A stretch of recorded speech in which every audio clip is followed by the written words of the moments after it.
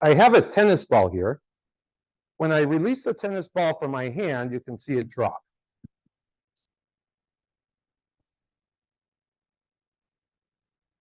I also have a bunch of other objects here. So what I'm going to do is take those objects one by one and drop them side by side with the tennis ball. And we're going to keep track of which objects fall in exactly the same way as the tennis ball and which objects do something else after I release them. So I'll start with the coffee filter. So I'm going to drop the coffee filter side by side with the tennis ball, and we'll compare. Okay, so the coffee filter, you could see, fell in a very different manner than the tennis ball. It was slower, kind of moseyed its way on down. So since the coffee filter did something different than the tennis ball, I'm going to put it over here. Okay, a pack of playing cards. We'll try that. Maybe again. And I hope you could see that the pack of playing cards fell exactly the same way as the tennis ball. So I'm going to put that over here. What else have we got? Balloon. Try that. So the balloon fell differently than the tennis ball. So this is a little strip that I cut from along the 3x5 card. So I'll compare that to the tennis ball. Oops. Okay, different. But let's see. Much different. So the little strip falls differently than the tennis ball. I'll put it over here. How about the eraser? Same.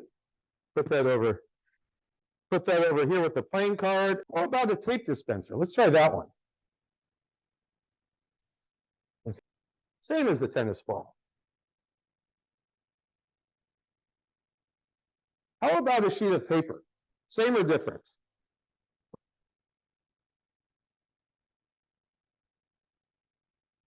Same. Put that over here. Kind of fooled you with that one. Well, let's say I just take a piece of paper and I don't do anything sneaky and just drop it side by side, the tennis ball, and different.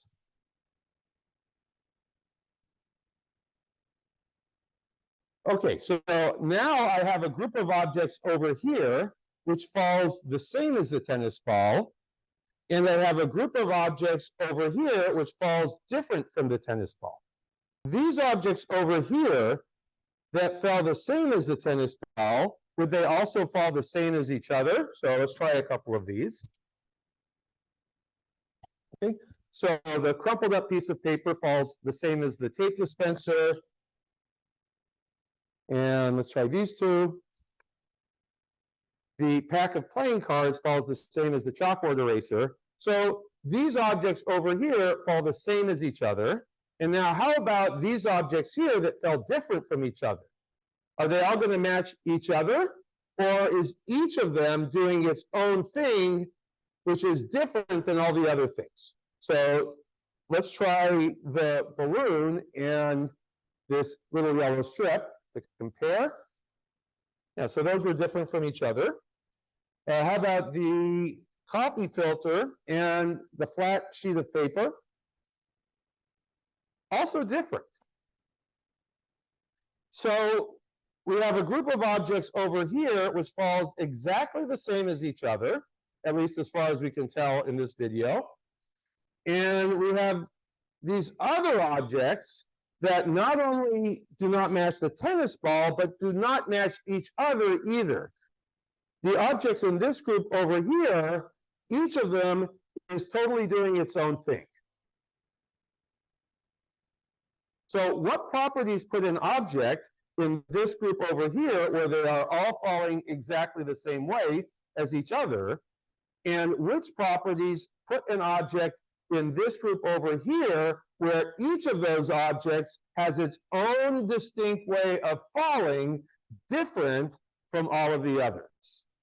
So at this point, maybe pause the video, see if you can come up with some ideas on your own, what distinguishes these objects from these objects, and then rejoin the video.